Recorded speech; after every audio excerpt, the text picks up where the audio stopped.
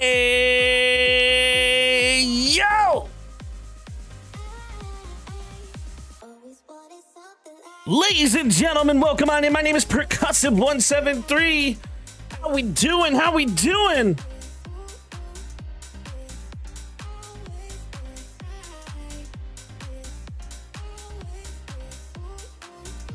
Ladies and gentlemen, it is Saturday night. I almost said it was Friday. The Guardians have been doing so well, they got my days mixed up. So how's everybody doing today? The Uwu's actually currently off there, Rio. So, but they'll come back. I promise they'll come back. When I start doing COD streams, I'm going to turn them back on.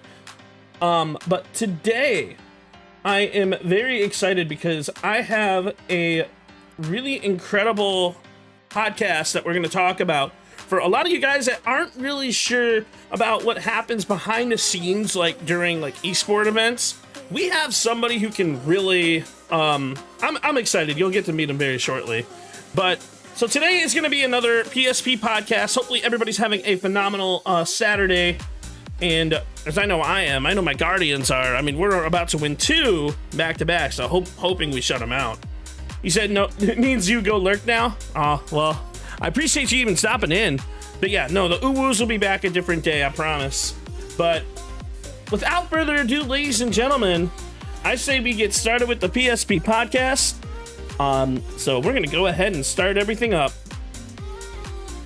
We're going to roll it. Ladies and gentlemen, welcome on in to the PSP Podcast, featuring your friendly host, Percussive173. Let's freaking go! I downed him! Oh, I got it! 508 meters!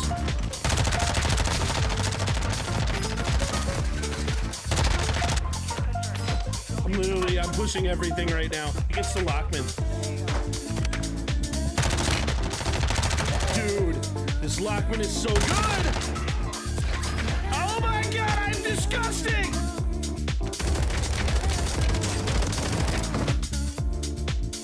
So what do you think about that play, huh?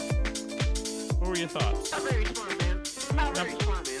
It happens, man. Hey, well, come back. We'll try it again, okay? Very smart, man. It happens.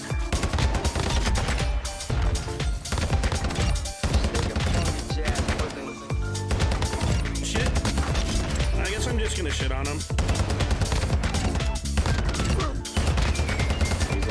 He's dead. Did I just ace? I just ace. Let's go. Just take a funky jazz with him.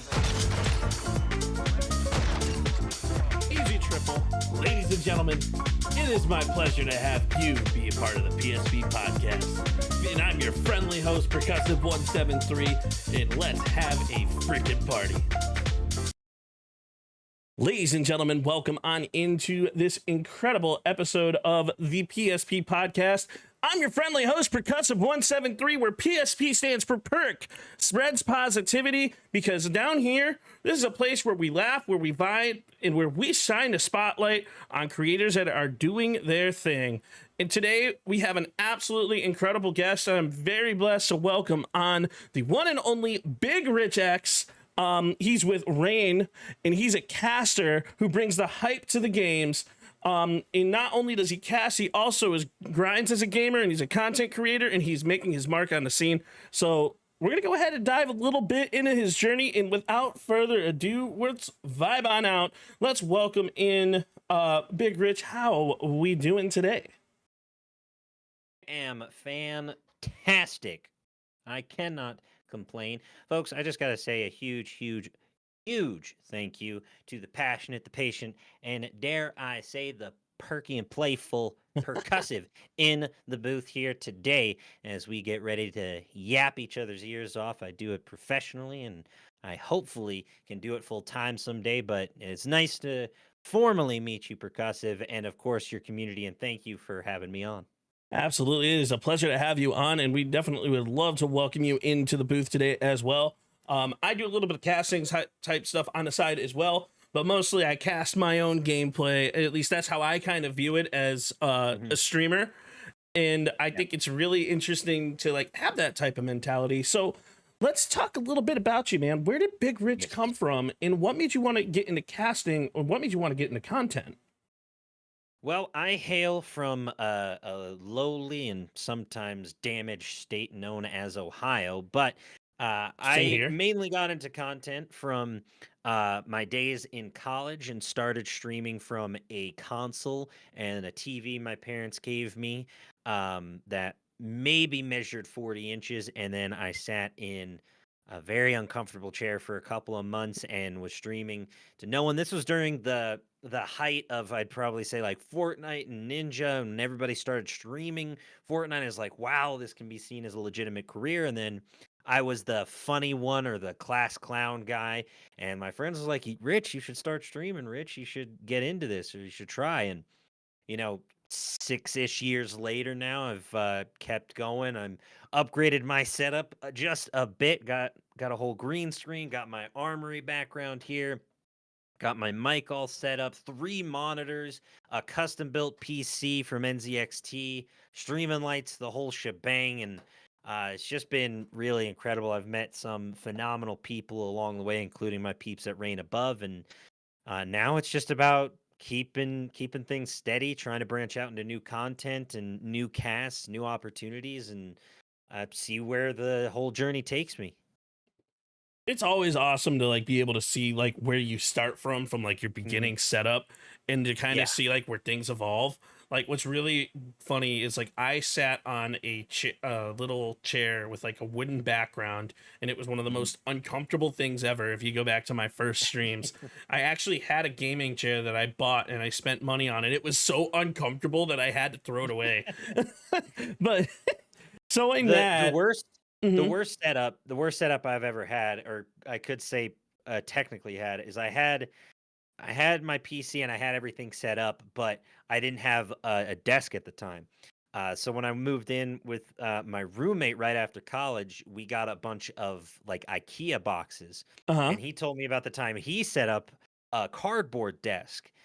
So I said, you know what, why don't I give it a try? And if you scroll far enough on my Instagram, you'll see me on a full cardboard desk setup with like the monitors, the PC, and everything. And it is the most just jank setup ever, but in dire straits, you got to make something happen. I think I ran with a cardboard desk setup for like 3 to 4 months before I got an actual desk. Like when I started, I actually started on a laptop that I have sitting next to me that I use for all my peripherals now. I went from a 2060 Ti with a Ryzen 7 4000, is it 4000 series, and that was what I used to stream Call of Duty, and needless to say, it was very difficult to Yeah. stream COD because we all know how taxing Call of Duty is on a system. And Ugh. eventually, like 2 years ago, I purchased a 4060, and I'm like, this is going to be the solution to my problems. And then COD came out with the newest COD, and it's like, Mm. no, it's not. So then I had to buy yet another PC, and now things are running really smooth. And Mm. COD is just so taxing when it comes to like video games, and like Yeah. it's you would definitely have to have like a super setup to be able to even run it. And it's crazy going from a 1 PC to a 3 PC, and then going from that like awful chair to like my Mavix chair to now my Mhm. respawn chair, and like the setup's growing, the setup's setuping, you know.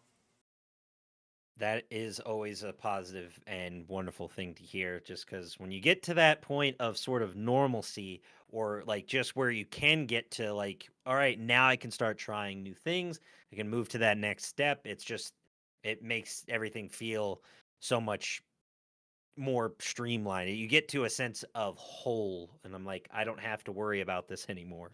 And then it's just on to Exactly. the next thing. What problem can I solve next? How can I improve this? How do I make the viewing experience as streamlined and as easygoing as possible Mm-hmm. for the people watching at home or on their phones or on their laptops, on the computer, wherever, making sure that your viewers are having a good time and you're having a good time. And like that's the key right there as a content creator, Yeah. especially because this is geared towards new content creators. Like we Mhm. people forget that the main reason that we stream is to try and put on an incredible viewing experience for you all.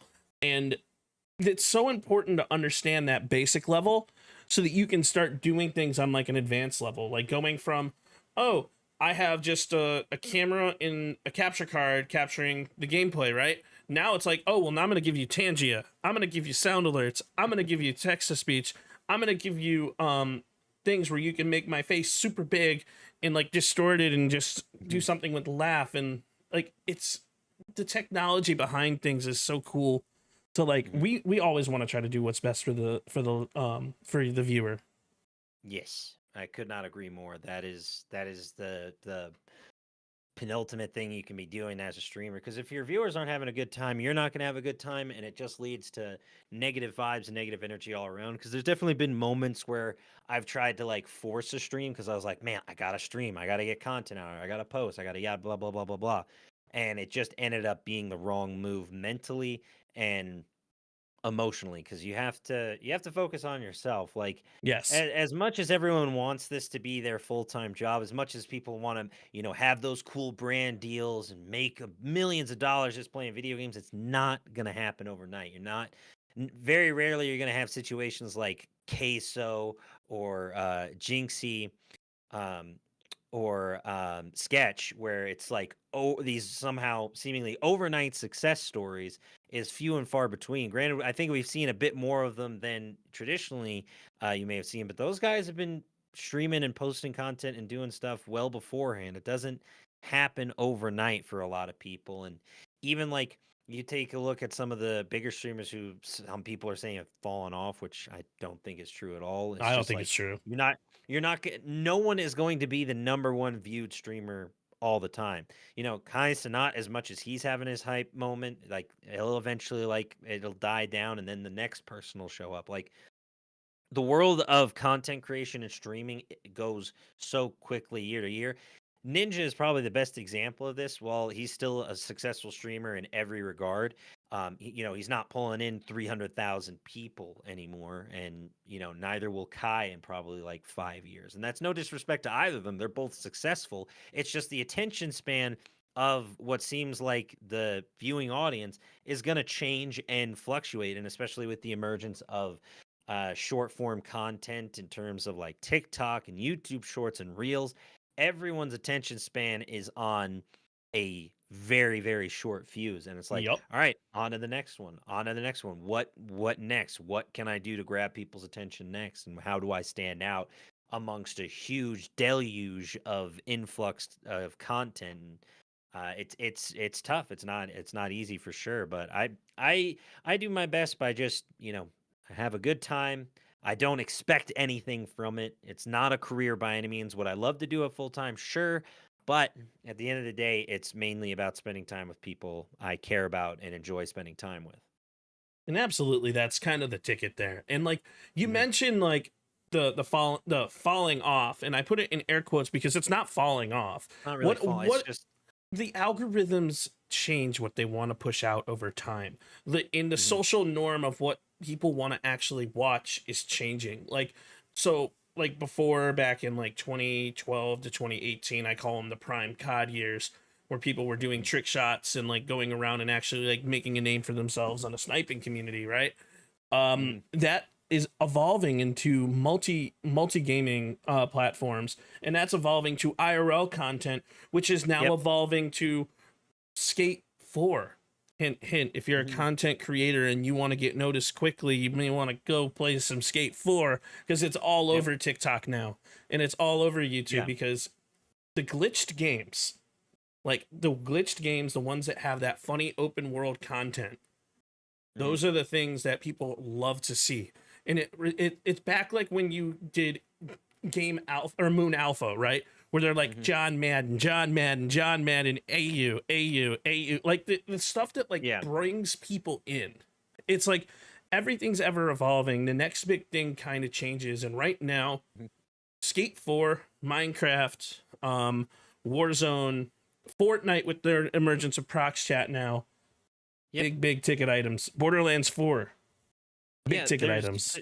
there's a lot of big ticket items in that, but if I'd say you can stream those games, you can definitely get into some of the larger communities like that and, find your audience and find your people, but with big games like that, with big releases, everyone is going to be streaming it. Everyone is going to be posting about it. The way I've found a lot of good people and a lot of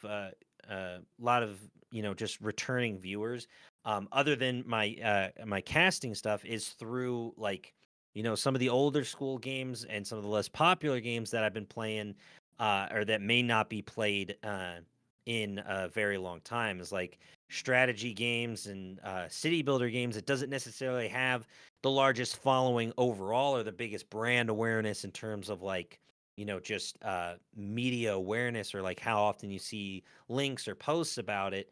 Um, but it's a much smaller audience. There's more to go around. Essentially, you don't have 500,000 people all streaming the same thing or the same event. It's 15 streamers on this one game. They came out like 15 years ago, and there's a very niche audience for that, but you Mm-hmm. get a more stable, I think, viewer base, dare I say fan base, in those niche games, because like, oh, you like this game, I didn't know anyone else liked this game, I'll watch this guy because they play these older school games. And Exactly. as a variety streamer, because COD and like League of Legends mainly right now are my go-to's, but like I wouldn't consider myself a COD streamer. I'm a variety streamer at heart because I don't want to be tied down to just one game. It's just like, one day I'm going to be playing Marvel Rivals, or I go on a COD binge for a week, but then I'm going to play some Warhammer, or I'm going to do a party night with my friends and play Pummel Party or Party Animals, or I'm playing some Peak that just came out, which is another big fun Geek game is to so much collab fun. on. And or I'm playing Star Wars: The Force Unleashed for a throwback stream, or I'm running through Apex lobbies, and I'm running Farthest Frontier, a medieval city builder, Warhammer 3, or Dead by Daylight, or No Man's Sky. There's a million different games. I think there's like over 80,000 or 800,000. I forget the exact number in the article, but there's like 80,000 different games on Steam alone.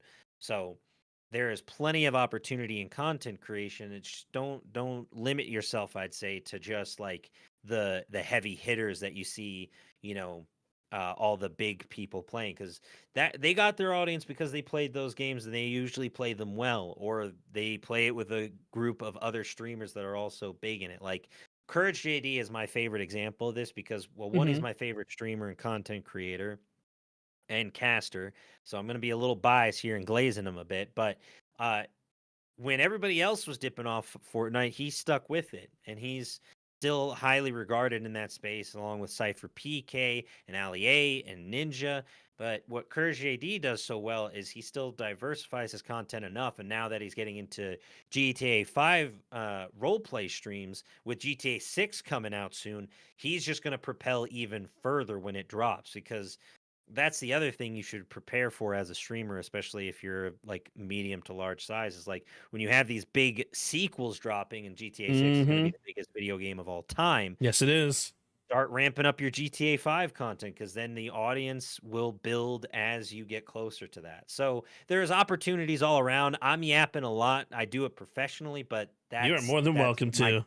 my 2 cents on the subject, to And, say the least. and it's definitely like a really good point that you make, because like with new Mhm. games coming out and sequels coming out, like what people Yeah. want to see the game before they can actually buy the game, and what better way to do that than to watch your guy Percussive here. No, I'm kidding. But like any streamer, but like and that's you bring up a bunch of really incredible points, and one of the ones I wanted to touch on is like Mhm. a lot of people forget that as streamers we're also viewers. A lot of us started as viewers, and I'm a firm believer that you got to be able to watch and consume content to be able to understand how to produce content. And I say produce because you do casting stuff as well as being a content creator, and it's a whole Yeah. production there too. So what do you look for? We'll start from phase one here, but what do you look for as a viewer? I mean, as a viewer, when I'm watching casting streams, or when I'm like just watching content and enjoying it. Oh, just watching content and enjoying it when you're consuming it. When I'm consuming it, what I'm typically looking for is like, I like collaboration a lot. Mm-hmm. I like seeing like a bunch of content creators that I know work together, either like in a competitive situation, or just like watching, Courage and Smitty play Peak for the first time, or Soup and Yummy are playing Rainbow Six Siege with McNasty and Blarg, or they're called the Goons. Mm-hmm. They always have funny banter. It's really those interactions and those moments, or even when I'm like watching my friends' streams, Thickles and like Redhead Vixen are two very big kick streamers, and that I'm lucky enough to call friends. And they got a group of our mutual friends together, and they were playing Pummel Party, and just the banter, the insults, and like the back and forth that everyone was having is just so entertaining to watch. And sometimes someone says something off the cuff, and the entire party starts laughing, and it's always a good time whenever I'm watching that or a part of it. But it's in those moments of collaboration and camaraderie that I see the best content come up, or the most rewatchable content. Is like, there's still some videos from like 5+ years ago that I'll go back and watch, just because they're that fun. Like, that I moment still was so watch Charlie funny. the Unicorn. Yeah. There are always funny moments to go back on, and compilations to watch from those collaborative moments, because one, it's just, you get better interaction, I think, because you're getting both communities or multiple communities coming together, and then getting exposed to one another's communities is always good. And yeah, that's what I'm looking for usually. It's just like, hey, streamers or content creators working together and usually having a good time doing it. And that's such a big thing too, because from a collaboration perspective, like if you're having fun with your friends, you're going to produce the best content, because not Mhm. only are you going to kind of chill but Yeah. you're going to be able to relax enough to the point where your gameplay improves. Like, for example, me and one of my homies, we play Call of Duty all the time, right? And one of the best collaborations, one of the best content days we had is where it was just him and I just vibing out, doing our thing, running around Warzone, and I'm shooting people with a Yeah. crossbow with explosive rounds, or I'm playing Search and Destroy and only using boxing gloves, the Mike Tyson challenge. just really fun, goofy twists on the game of Call of Duty. It just kind of it makes you relax a little bit more. It makes you better at the game. It makes you actually hit your shots, and it's really cool to see. So Yeah. a lot of people don't know what casting is, and you definitely have a heart as a caster, and I can hear it in your voice 100%. with the way you're putting things together and the way you kind of run. So, for people who don't know what casting is, why don't we talk a little bit about that? Let's talk about where your passion came from for the casting environment. Well, we've already spoken about him a bit, but it was Yeah. Courage JD, Uh huh. probably the best caster out there and the best caster of all time for esports and in the esports world. I got my start just casting pubs matches in MW 2019 and Rainbow Six Siege. And eventually I got part of this gaming org, which, I think dissolved and I'm no longer a part of. But I got the opportunity to cast for a Discord league, which I just didn't know existed at all. I had no wherewithal to where to get started. I thought it was like challengers and the CDL and like best of luck if you get in, if you even do.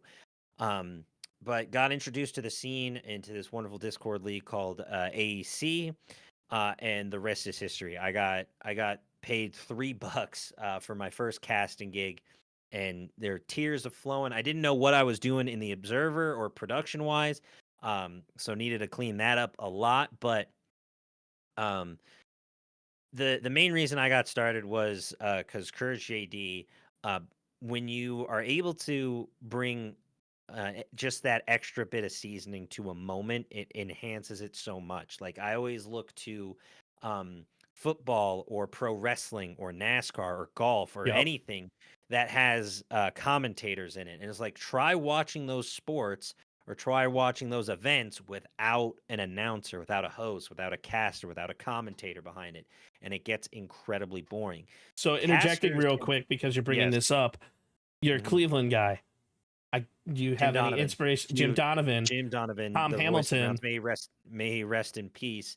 Hmm. Um, was a huge inspiration as well because when I first started off streaming and I was in my college dorm room out in Colorado where I'm still at, I didn't get to watch Cleveland Browns games.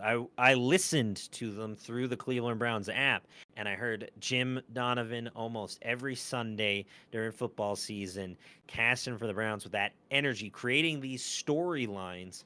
Which is the point I was getting to earlier before I was rudely interrupted. No, I'm kidding.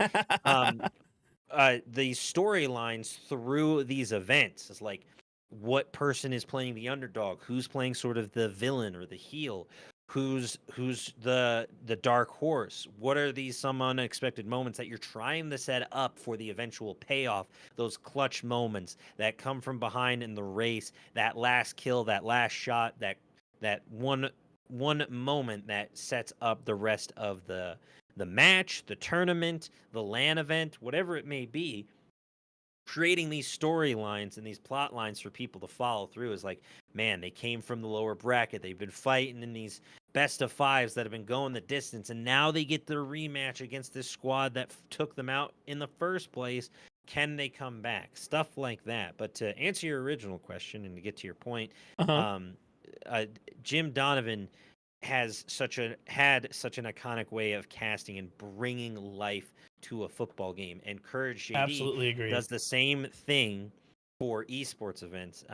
Obviously, he doesn't do it as much, if at all, anymore. But when he steps behind a mic, when he is on the microphone, he always does an exceptional job of one, bringing hype to key moments and creating a storyline for people to follow easily. His work with Dr. Lupo and at the Fortnite World Cup is obviously massive. I mean, that is a Super Bowl like event in esports, and if I hopefully can get it scheduled out soon, but I am hopeful that I can cast with him in the future because it would be a dream come true.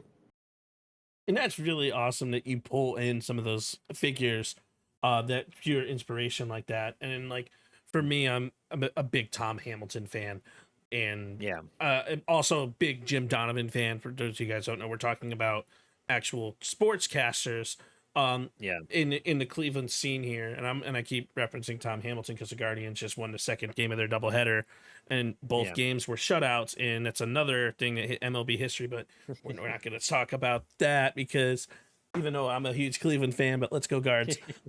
we But we Tom love fire. Hamilton is one of the most legendary people in baseball announcers. like the stuff that they are able to bring in, the stuff that they're able to see from just looking at analytics, bringing up past storylines. Like you see Jose Ramirez taking a bat, right? Like he's taking a bat, and then he'll come up with this most grandiose statistic that just makes you be like, huh, that makes sense. And one of the things as casters that we've been told is you got to know the people that you're casting about. You got to Yep. have those little informations, and like you got to pay attention to the scene. So, That is very. I mean, what do you do to allow yourself to get those extra little, I call them tidbits, that just pull people in?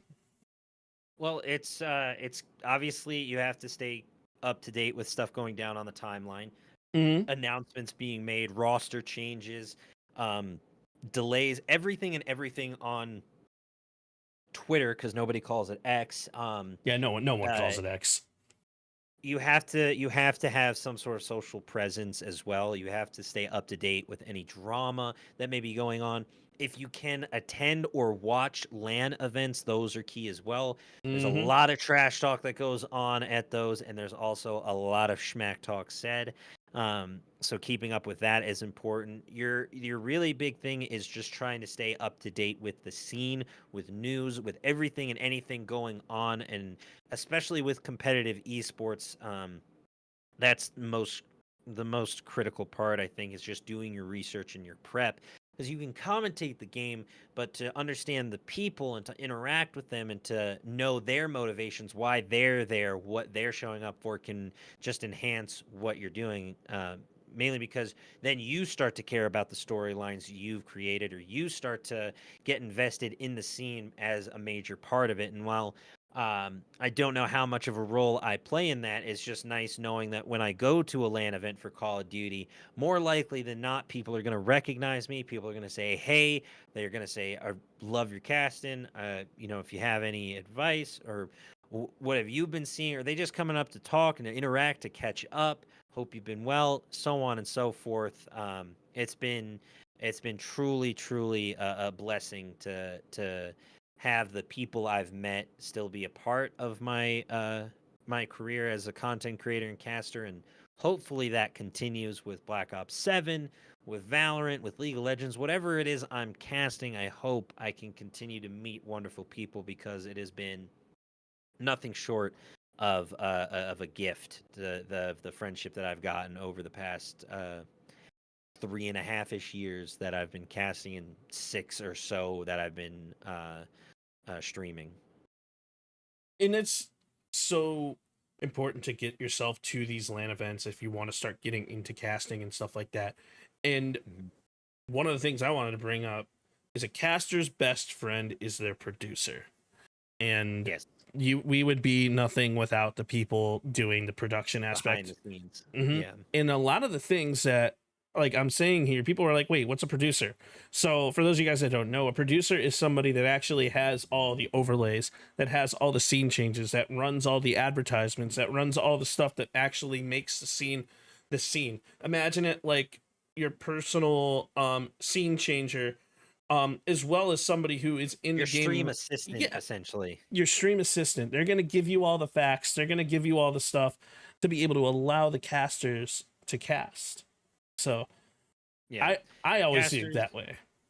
Casters, observers, the people at the LAN, basically your foot runners and whatnot, going from setup to setup, making sure everything's working all right. Your stream manager, like the observer, the producer, your co-caster is another huge one. Yes. So I've solo casted many a time, and it is not fun. If you have a co-caster, I'm sure we'll get to that eventually, but that is probably your second most, if not most important person on in a casting environment with you, because you need to have a good energy with your caster. There needs to be a solid back and forth, because if you're not on the same page, it's not going to be entertaining for the viewers, and it's going to just look rough in post, or just trying to get clips, and you're like interrupting, or you're stepping over each other's toes, and everything else is just not flowing the way it should be.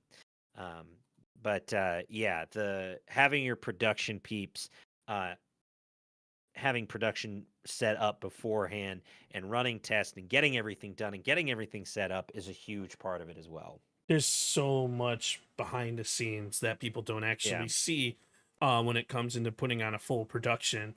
Hmm. Regardless of what that production is, you kind of have to think about everything as like a TV show, and we're putting everything on a TV show, and our casters were the host.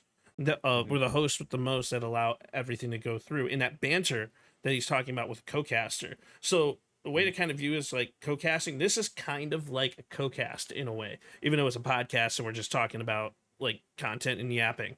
But like, Hmm. so he's my my co-host here. He's also my guest. But it's like that type of mentality and that type of interaction and going back and forth is how you can actually put on a production. And I don't think Rich, you and I have actually hung out in a call. So No. which is No, we really have not. interesting and really cool that like we just kind of vibe and have those that conversation, even though I'm a hyperactive being and interrupt everything. Yeah. Well, Like- no, it's also just part of like learning the space and having a bit of PR management skills and whatnot. It's Exactly. like knowing what to say and when to say it is obviously very important, but it's also important what not to say Yes. and when you should be quiet. And that goes for being in the casting booth too. There are some incredibly clutch moments in sports and in esports where sometimes Absolutely. it's best to just, pardon my French, STFU, because those moments deserve that regard and that silence. Is the biggest one I can think of, or two of the biggest. The first one is Tiger Woods' return to mastery or to victory in, I think it was 2017 or 2018, when he Mhm. finally won a Masters again, and the commentator is like a return to glory, and then just let the clip play, and it's him hugging his son and his mom and his tears in his eyes, and it's like all this strife and everything else Tiger Woods dealt with over the past couple of years and injury and everything else, and he finally wins again is a huge moment. The other one is in football or soccer for us Americans. It goes Hawk, Day, and then the crowd erupts and everyone. You can look it up as just Hog and Deanie football clip, and you'll understand what I'm talking about. And if you just listen to it, you'll understand what's happening because it'll show the casters beforehand trying to capture every moment, and then when that moment happens, it's giving time, giving space for that reaction to feel that energy and to understand that in those moments you gotta button your lip. You don't necessarily Absolutely. need to cast over everything. And while in esports that can be a bit tougher to do, I think, because you don't necessarily see or feel that emotion unless you're at a LAN event.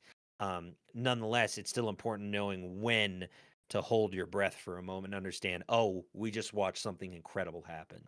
Exactly. And like one of the best moments in sports was when Francisco Lindor hit a grand slam in game 7 or game 5 of the ALCS versus the New York Yankees.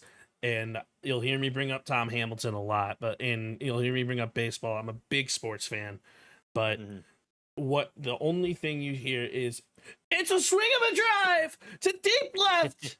And then everyone in the crowd just blows up, and then he's like, Santa Maria. And it's such a beautiful thing to know the art of shutting the fuck up. And it is such like knowing when to actually talk, when to actually make that push, when to grab the hook and when to pull them closer, and then just when to let it reel. It's kind of like a game of fish. Like when you're fishing, you gotta find ways to draw people in, and that's a huge job as a caster.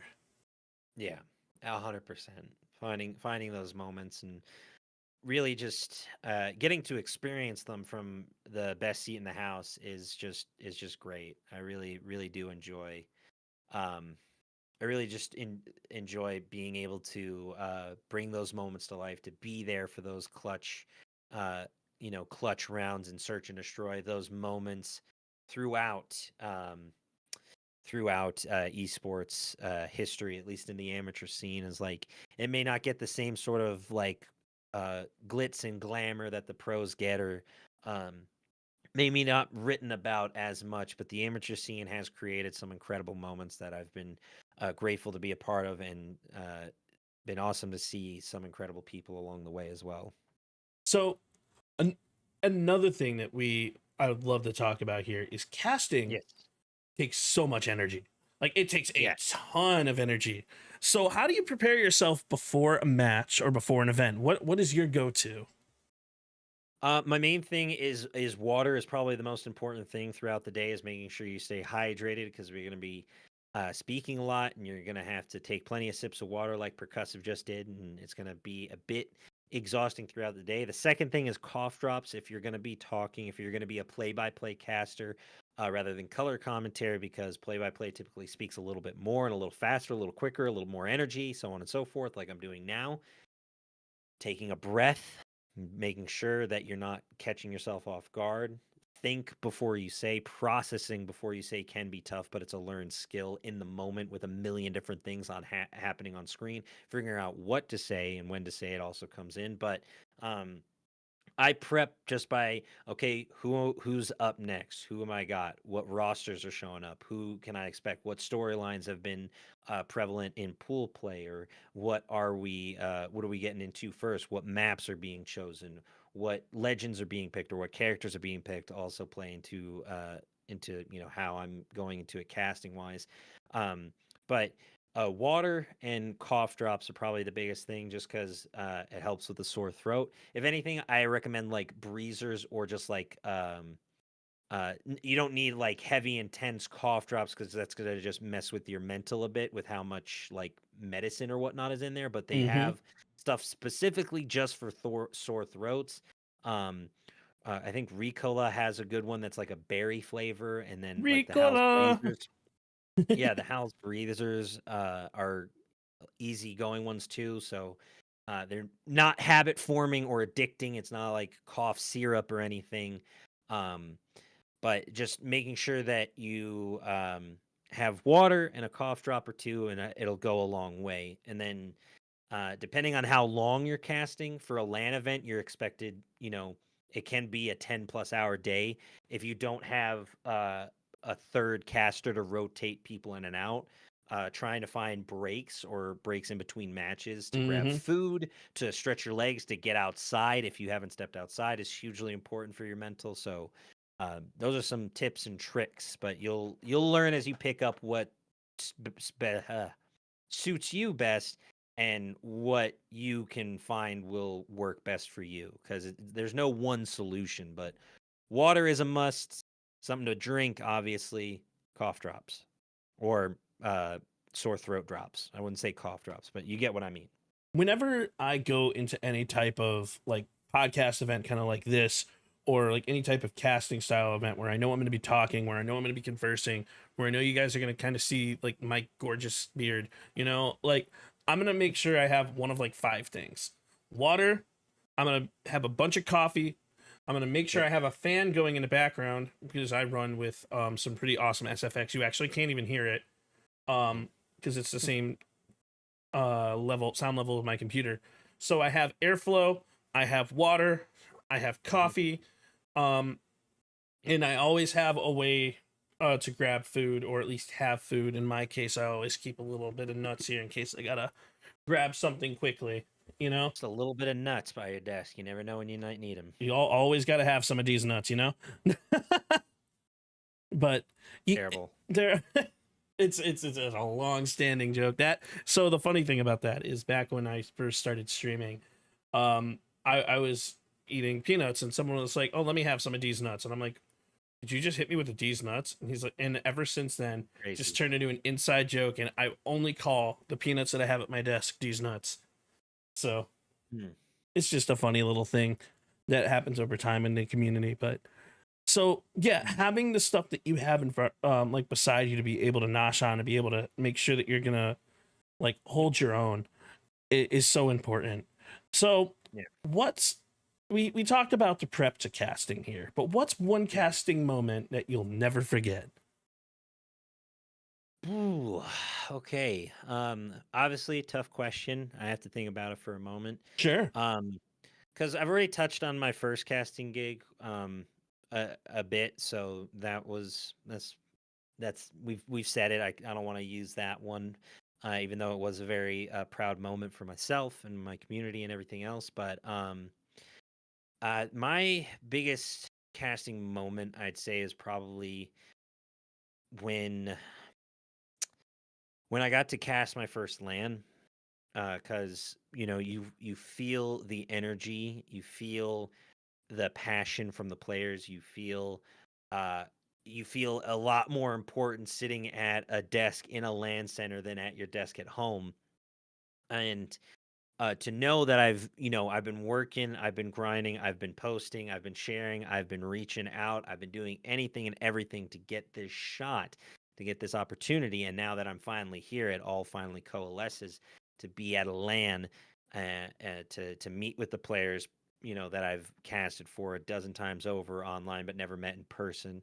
To hear how they talk, to hear how they yap and talk their crap, and really just the energy in the building to meet the people that I've spent so long interacting with online, to meet them in person, just feels so much better than anything else. And doing that for the first time with the AW, the Amateur World League, I believe in San Antonio, for the No Game No Life 8K LAN, which I still have a sweatshirt that's a bit small on me now, but it was truly a very, very proud moment for myself. And I look back on it fondly. I'm still prepping for the next one and hoping for my next opportunity, because being at LAN is unlike anything else. And if you ever have a chance to go to an esports LAN, I strongly recommend it. Even if it's something local, if it's like a $1,000 Super Smash Brothers tournament, go and experience that. Try and participate if you can.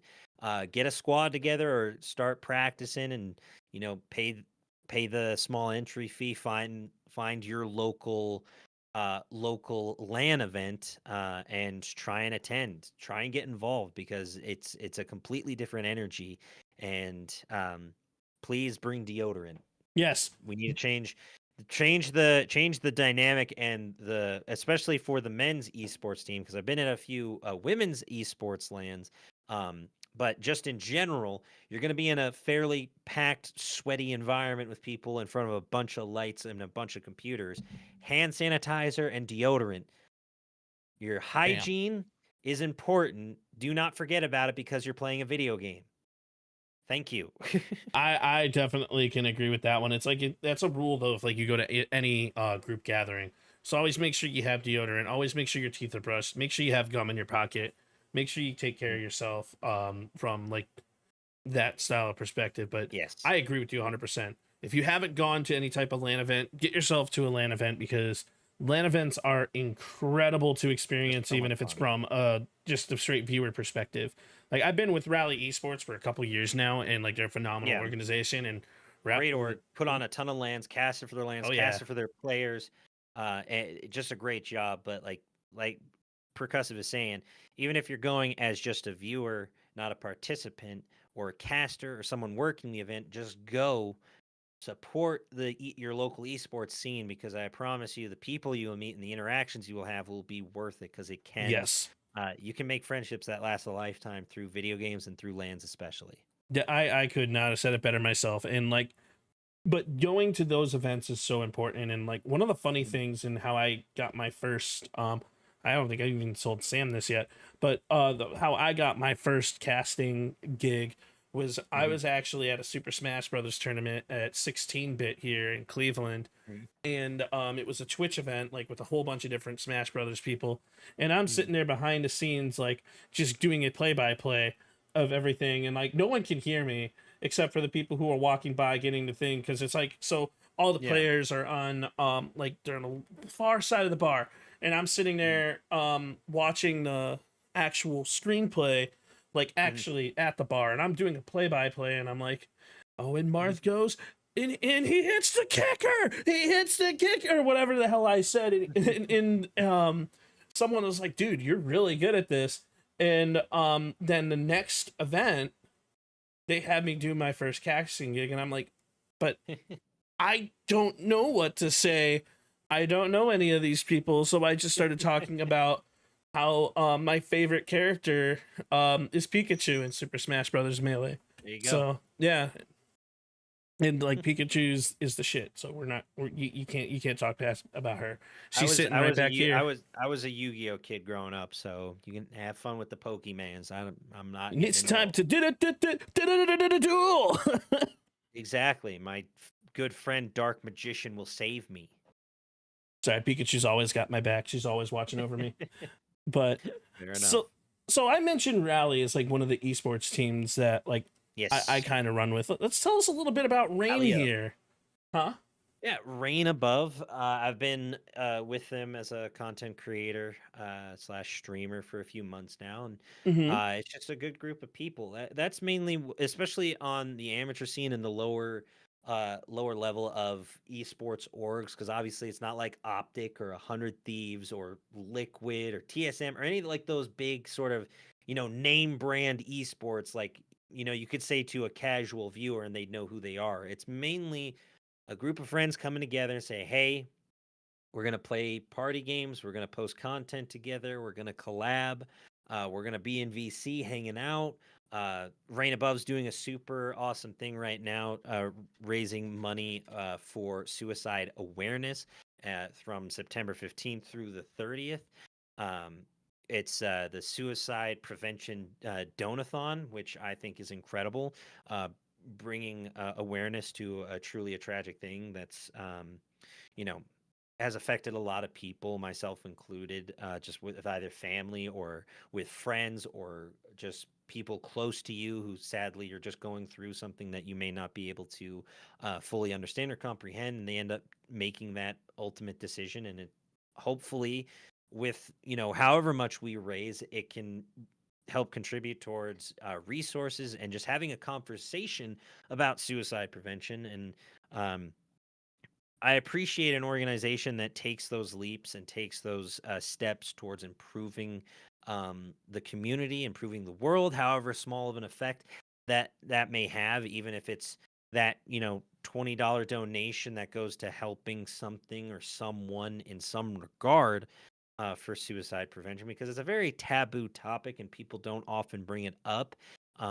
So having a conversation about it and just knowing that I have a support system in Rain Above and that there are people I can rely on that not necessarily everyone has is a huge step in that. And one of the big reasons I joined was because my good friend Thickles, I'm going to probably mention another dozen times throughout this, wanted me to join up, and I've been in through the thick and the thin, pun intended, with her, and Mm-hmm. I trust her almost implicitly. And she was like, "It's a good org, it's good people," and I was like, "You know what? I'll do it. I'll go in. I'll give it a shot." And I've met some incredible people through it, and I'm hopeful that it continues to be a positive relationship, and just see where it all goes. I mean, I'm hopeful that I get to cast for our Counter Strike 2 team one of these days, but W. we'll just have to wait and see what happens. But I really like Rain. I like Rally. I like a lot of the orgs in the scene. I got to give a quick shout out to Unreal Nightmare and Team Empire, as well as I'm blanking on a name right now. Please don't hate me. But Unreal Nightmare, I was casting for an Apex event they were a part of, and Mm-hmm. Empire, they sent me a couple of jerseys for free, and the Unreal Nightmare has Big Rich X on the back, like my Reign Above jersey. So I Mm-hmm. appreciate the people in the scene that I show them love and they show love back, and it's everyone's trying to make the most of their moment, and we're all trying to make something happen in this scene, and I'm hopeful that it just continues to be a positive collaborative environment. And it's so huge that you mentioned some of the stuff that like Rain is doing. Rain is doing a phenomenal job with some of this stuff. Having that support background is so important. And Hmm. like on my channel, we treat mental health very seriously, and Yes. we even have a command with open line to the suicide hotline if anyone ever needs to Right. talk. It's like and sometimes like as a streamer we deal with trolls, we deal with people who will come and say Mm. specific things, and like then we will literally say, hey, like Mhm. as much as I'd love to hear about it, go call the suicide hotline and like being Professionals. able, yeah, call the professionals who are Call people. 100% willing to They're help. trained to deal with that. They know how to speak with someone going through something like that. Obviously, go to like a streamer you trust or someone you can be like, "Hey, hope you're doing well today." I'd say avoid, and it's a lot of things streamers may not want to talk about but have to, is just Hmm. like you can't go into someone's stream and just unload everything. They call it Yes, trauma dumping. trauma dumping is bad. Because yeah, it's bad, and it's just not healthy for yourself or for everyone else there because well, it like if someone is streaming and everyone's sort of coming in and all of a sudden everyone's doing it, it can lead to sort of a negative energy. And it's not to say that you can't say something like that. It's just there are more appropriate and more timely places to do it. Because I've definitely been guilty of it. I'm having a bad night. And it's like, well, if I'm having a bad night, I want someone else to be having a bad night too. Or I'm trying to bring someone else down to my level. Or I'm like, I need to say this here and now, or I won't get to say it anywhere else. And it's like, that's just not the case. A lot. It's it's about taking that energy and hopefully putting it towards something positive, but also contacting the right people, especially when it comes to depression or suicide or those dark thoughts. Is like going into someone playing a video game and saying, "Okay, I'm gonna put everything here." You're not necessarily going to get the response you want, and you're not necessarily going to get the reaction or the cheerful moment you're hoping for. If you go to the appropriate professionals or talk to a therapist or go to a group or a place that is where it's okay that you need to get that out is where it should be said. But to get to the point is just seek the right resources at the right time. Don't necessarily expect, especially for larger streamers who have thousands of people in their audience, it's going to be a quick message, and you're lucky if it gets seen at all. So, Right. if you're wanting to be seen, if you're wanting to be heard, is what I'm getting at. Going to those appropriate sources is the place to do it.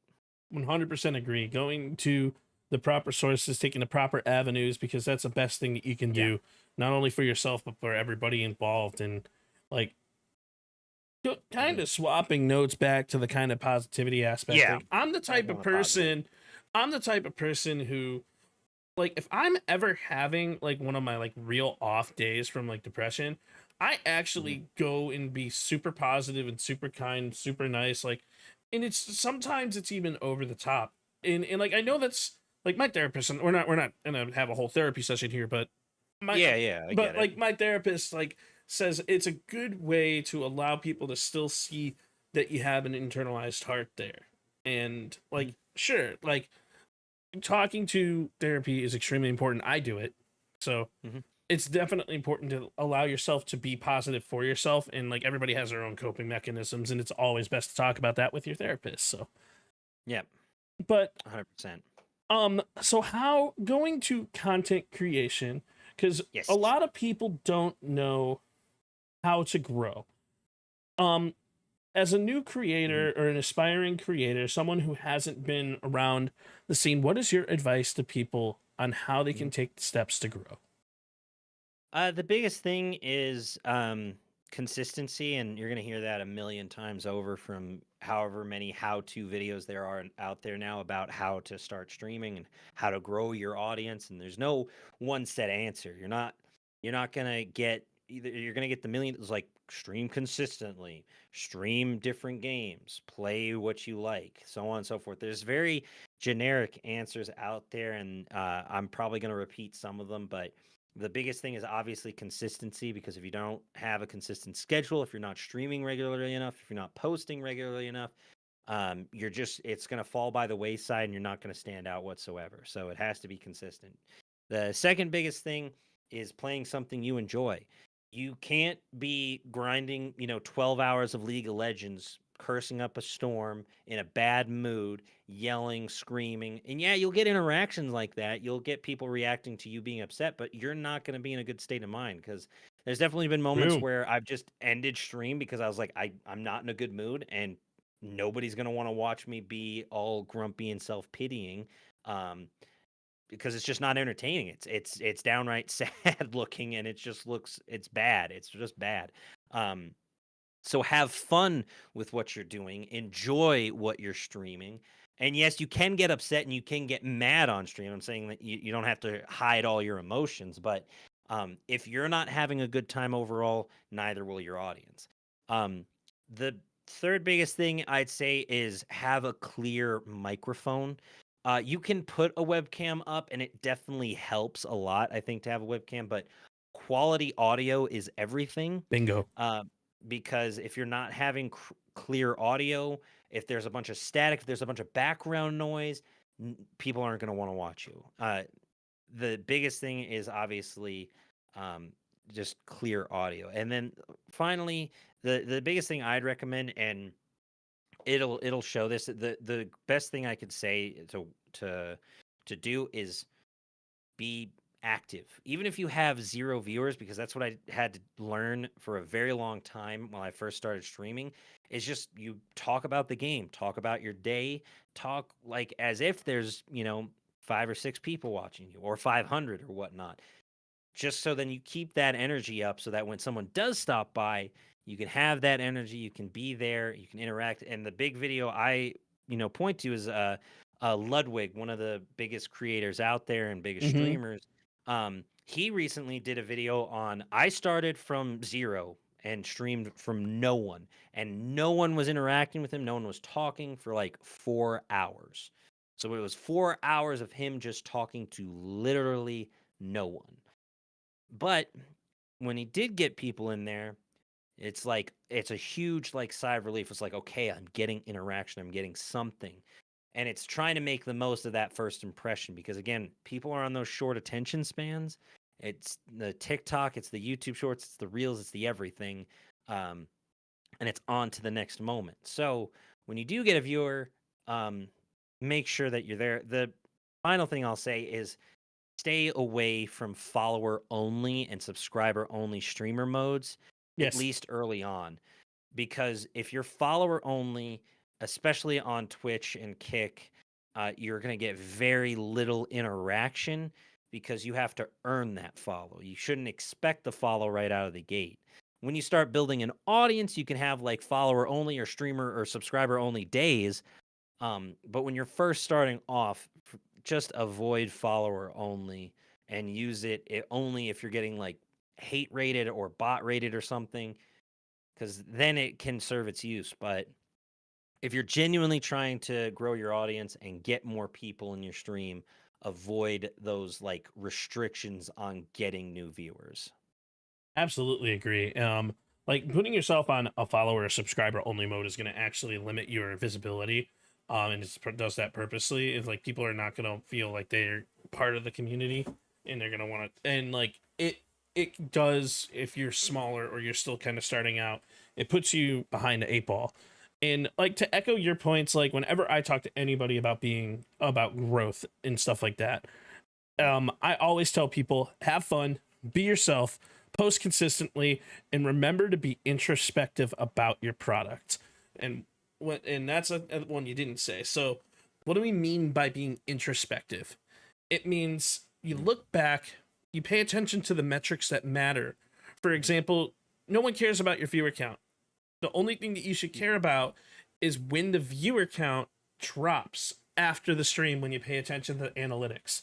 So when the viewer count drops, you want to see what was said, what happened, what did you do, and how you can change things in order to retain your audience, because the most fun chats are the most interactive chats. And because not only are they interacting with each other, but they're also interacting with you, which creates a more vibrant community and a more vibrant product from a streaming perspective. And that's why I say introspection is key, and it's 95% of what you do as a streamer, because it also helps you with your content too. Yeah, absolutely. It's gonna be interesting to say the least. How people develop those skills as we continue. Collaboration's obviously a big one Yes. too. Is like, and it's taking that leap of like, hey, you're playing this game that I play too. We should play it together sometime. And yeah, it can be seen as a little cringy, I suppose, but that's how, you know, friendships are made. It's Exactly. also just like it's also just keeping your mic on during public matches. Um, Obviously, you can mute and you cannot talk throughout a match when it gets a little toxic. But like, hey, we're having a good time in this game. We should, you know, play some more games together. And it's like, that's how I met probably in my main online friend group was just a random game in Call of Duty, and they liked the commentary I was doing for pubs matches, and the rest is history. So you never know what can happen in a public lobby. You never know who you're going to meet, but I'd say be open to meeting new people, especially in Yes. an online format. It's so much easier than in person. There's a lot less stress. You're already doing something you both enjoy. So might as well try, hey, let's play this together. Let's see what happens. And you know, the biggest one I reference with that is like the Vanos crew in the early days of like Hmm. Gmod and GTA, Oh, Gmod. and I how love Gmod. iconic some of those videos have been is like, and how rewatchable it all is. It all goes back to like content and everything, but like how long those friendships have lasted, and like now they're going to each other's weddings.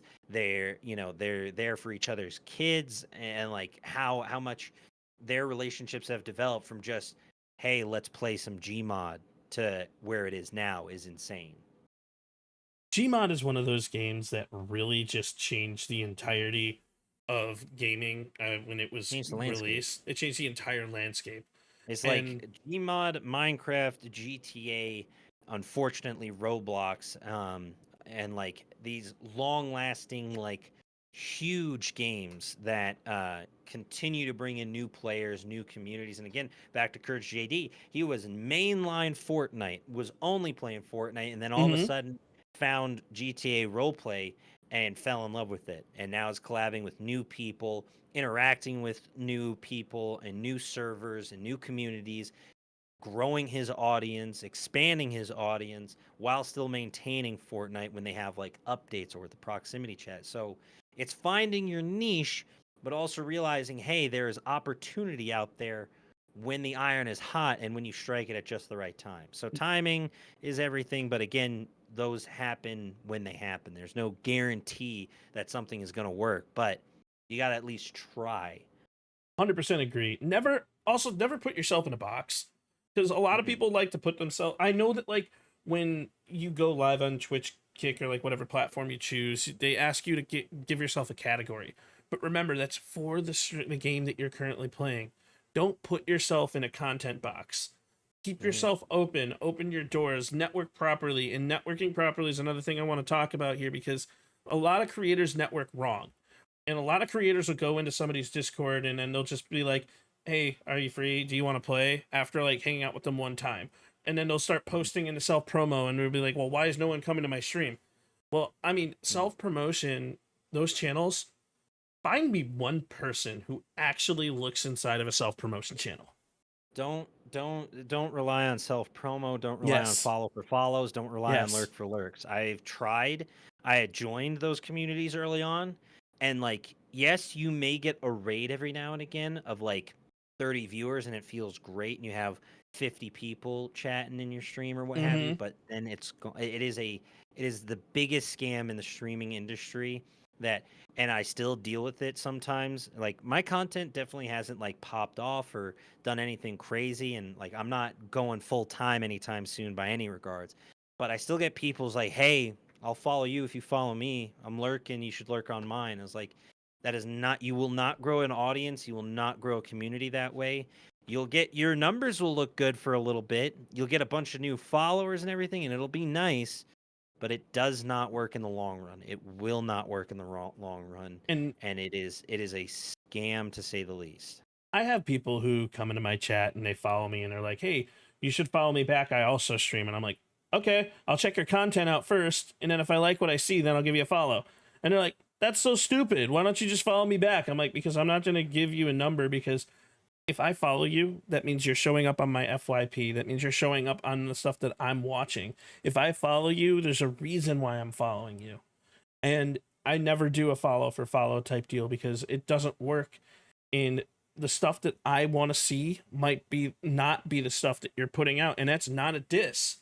People think that like Mm. follows are like everything, and they're really not. it's about what really ultimately matters is, are you enjoying the product that you're putting out? Yes. Are you Exactly. creating content that you enjoy and you like? Because so many people are like, well, I posted this quadruple collat and no one's paying attention to it. It just didn't blow up. Well, I'm playing the smallest violin here. It doesn't matter. You got to enjoy the content that you have. And what's really interesting, especially with Call of Duty and those clips like that, is the world is evolving.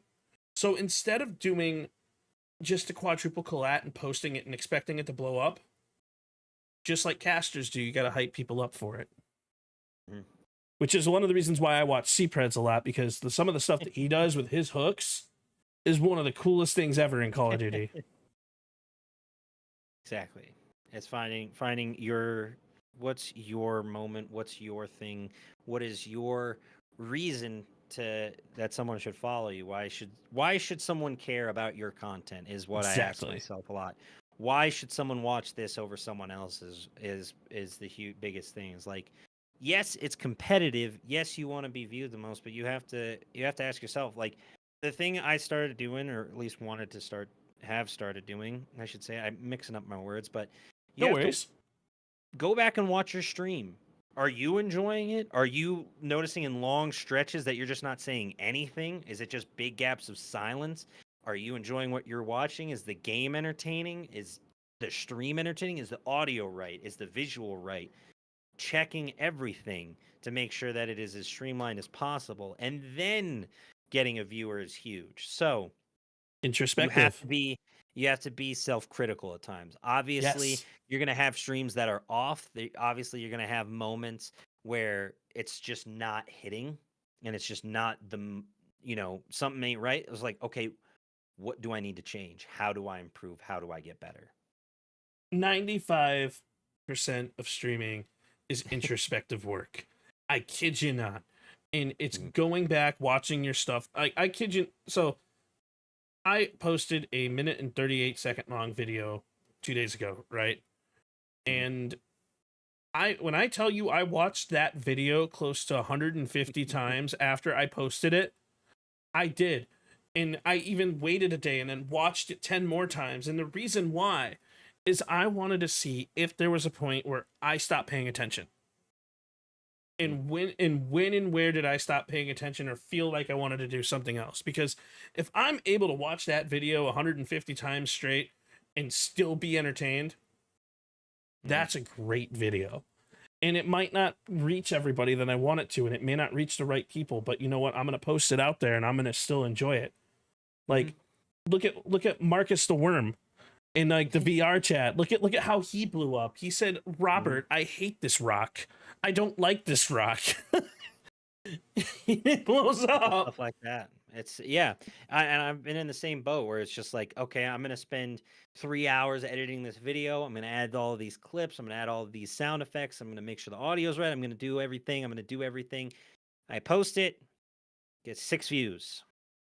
All right, on to the next one. It didn't work out, and then I'll wait like a week. Okay, all of a sudden it has 20. The algorithm's picking it up. Something's working. So it's Mm-hmm. not necessarily going to be overnight, especially with YouTube. I've definitely Yes. had videos where, okay, in the first week I get 10, and then all of a sudden it's at 100.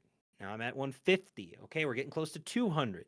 I'm not necessarily like blowing up, but it's like finding what content pops and what doesn't, and then trying to stick with it. Obviously, I recommend sprinkling stuff in just so it's not the same thing over and over again. Mm-hmm. Um, but it's finding those moments and trying to make the most of them. I couldn't agree more. And like finding those moments that are right for you. And it's like Yeah. when we talk about content creation as a content creator, our goal is to create the best possible content for everyone, and it is not an easy thing. Yeah. Because we're our own audio engineer, we're our own video producer, we're our own sound identifier, we're our own Mhm. clip cutters, we're our own like everything that we Yeah. put together. Going back to the whole, he mentioned like good microphone and good audio. So what SFX am I able to do? What limiter should I use? What compressor should I use? What noise cancellation software should I use? What is going to make me sound clear, Mhm. concise, and I mean, as gorgeous as my beard, you know? Yeah. Exactly. So Sweet, beautiful beard. absolutely, it's all about the beard. That's the only reason. But so if you could cast um alongside CDL, anyone, CDL, Courage okay, JD. Courage JD and Yeah, I already know the CDL. question. Yeah, you don't have to ask that. And I could already tell the question before it was asked. It's CDL Courage JD at the grand finals at champs at the end of the year. Not a So major because it's the end of the year, end all be all. If I could do anything in the casting space ever, it would be to cast a Call of Duty event with Courage JD, ideally champs. that would be great. Yeah, that would be something that would be really cool to see, honestly. So Mhm. what steps are you gonna take for yourself in your future to make that happen? It's well within the works because I added W. Courage JD for 1,000 days on Twitter. He finally responded, so eventually we will be casting it together at some point. I don't think it'll be a COD major, but it's at least making that first step to like, hey, maybe. And it goes back to like when we were talking about networking before, networking the Mhm. correct way. Yeah. For example, like Rich, I know you and I've talked like kind of on the side to side, not really like in depth Mhm. before. But Yeah. for me to be able to network and actually like reach out to you and even suggest the things that I suggested to get you on here, Yeah. it's a lot of this stuff is like you got to take a shot. Social media. You got to reach Social out, media. Yeah. utilize it. You have to go through. Twitter is probably the biggest one, especially for the casting space. Mm-hmm. The other one I'd recommend is like Discords and Discord Yes. leagues. Broadcast.gg is probably the biggest one out there that I've found in terms of just finding events and finding opportunities. I I reached out to a random org on broadcast.gg. I've never casted before. I never casted League of Legends before. I reached out. It was a volunteer position, but I took that shot. Even though as an experienced caster, I knew I wasn't getting paid ahead of time, but I'm taking this opportunity because they're taking this opportunity on me. I've never casted League. It went great, and we'll see where it goes. Not too, like 5 minutes after I reached out to them, a LAN I casted Call of Duty for reached out to me to cast League of Legends. So I'm going to be doing W. that soon too. So it is so important that you have a presence on Twitter and that you're reaching out through Discords. Yes. The second biggest thing, have experience ready, have a caster reel, a resume, if you will. It's like, hey, this is what I've done, this is what I'm capable of doing, and this is why you should bring me on as a caster, as opposed to the hundreds of other people vying for an opportunity trying to cast themselves. Because it is a very competitive scene. We're it can be a bit cutthroat, dare I say, at times, but at the end of the day, when you're brought onto a cast and you're working with people that you've worked with in the past, or that they have maybe like passed over you in the past time, this is your moment. This is your time. You have to ignore what's happened in the past and focus on the future, because you're not going to get every opportunity. You're not going to be able to cast every LAN, every event, every match you want to, but it's making the most of the moments that you do get. Have a social media presence, have a caster reel. Do not hesitate to DM. I can't tell you how many DMs I've sent, how many messages I've sent that have just been ignored. There's going to be a lot Mm-hmm. of rejection, a lot of ghosting, but you miss 100% of the shots you don't take. Bingo. Reach out. If you want to cast with me or you want me to cast your event, I have a business email in my bio. My DMs are open, they are available. I can't guarantee I'm going to respond to you, but I'll try. Plain and simple. I'm going to try. And that's all you really have to do. At the end of the day, if you give up, you're giving up on yourself before you can really get going. Absolutely agree 100%. And I love the point that you made where you miss 100% of the shots you don't take, because I mean, that's it's applies to it everything. applies to literally everything, whether it be in the content field, whether it be in a casting field, whether it be even in the production field. Like you got to put yourself out there in a positive light, and you learn how to do that over time. And Mm, guys, just remember that like if you're a new creator, nothing is instantaneous. It all is difficult work. Nothing is just going to be handed to you. You're just mhm, you want to continue to push yourself to the best of your ability, and doing so is networking properly, posting properly, giving yourself a proper network presence, putting yourself out there as an intellectual, and it's mhm, just so important. So if you had mhm. any last words to any new and aspiring creators before we wrap on up here, what would that be? Don't get inside your own head. Love it. It's comparing yourself to others is the root of all jealousy. You're not going to be Ninja. You're not going to be Kai Cenat. You're not going to be Queso. It's not going to happen overnight, and it may not happen at all. The second you can accept that, you can just start having fun and having a good time, and then the rest is all just extra bonus. Do not compare yourself to the top guys, because you're not them. I'm not them. Percussive isn't them. The people in your circle aren't them, and they may never be, but there's always an opportunity to do that. But at the end of the day, stay out of your own head. Don't beat yourself up if you don't get that viral clip or you don't have that viral moment. And at the end of the day, try to remember that it's not your job. Have fun, because play games off stream. Play games not for making content, because at the end of the day, I've been in several situations where I'm like, why am I streaming this? Why am I doing this? And if you're asking yourself that too often, then you need to take a break and be like, I need to just have fun for once. I need to just play a few games off stream, grab a couple of your bros, your friends, meet some people online perchance, and just have fun.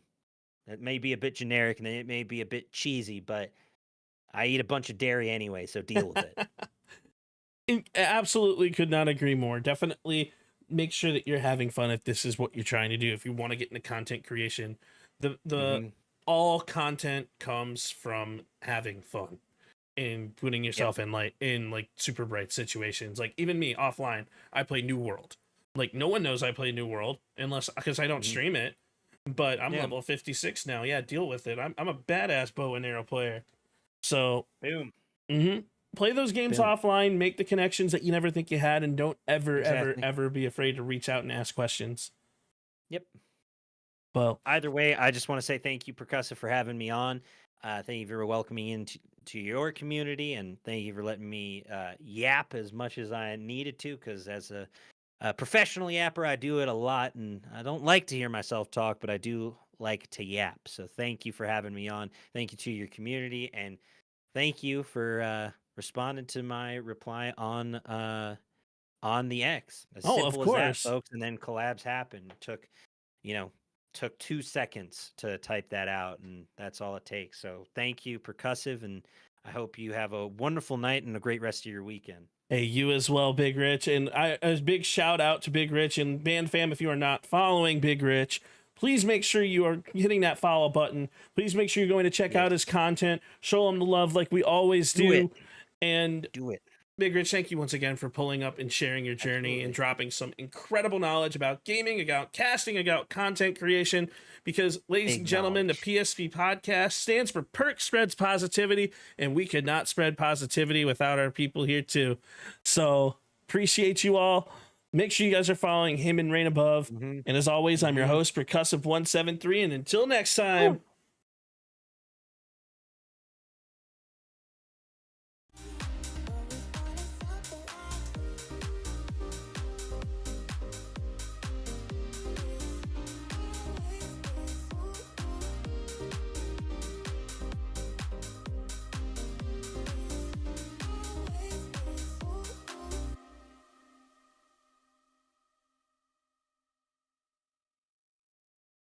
I found what I'm searching for. A little bit, I'll take some more. Pretty people on the floor. Pretty people on the floor.